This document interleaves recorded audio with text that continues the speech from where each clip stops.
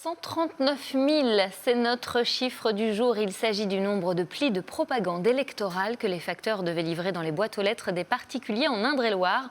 En Loire-et-Cher, ils étaient 243 000. Une charge de travail supplémentaire, mais ponctuelle pour la Poste. Après de graves dysfonctionnements constatés lors des dernières élections chez leurs concurrents, le groupe a récupéré le marché. Samuel Collin.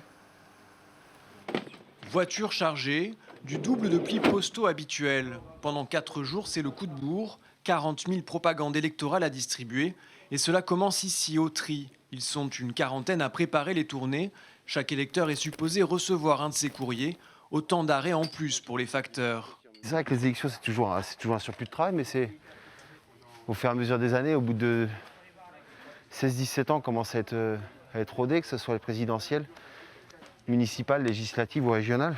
Le centre de Fondette gère un ensemble de communes du nord du département, entre Bourgueil, Saint-Paterne-Racan et Neuilly-Pompierre. Ce matin, Vincent prépare une de ses tournées.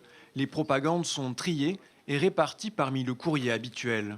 Donc on a les élections, on a la presse, donc la P1, qui dit urgente. Ensuite on a le courrier ordinaire, lettres vertes, lettres rouges. La publicité aussi.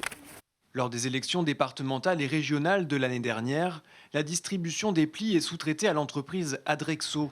À l'époque, la commission des lois du Sénat estime qu'entre 25 et 40% des électeurs ne reçoivent aucune propagande avant le second tour du scrutin. L'État décide alors de résilier le marché pour le confier à nouveau au groupe La Poste. Évidemment, en ce moment, on a mis des renforts pour être certain de pouvoir passer cette semaine sereinement. Donc on lisse la charge sur les 4 jours qu'on a pour distribuer.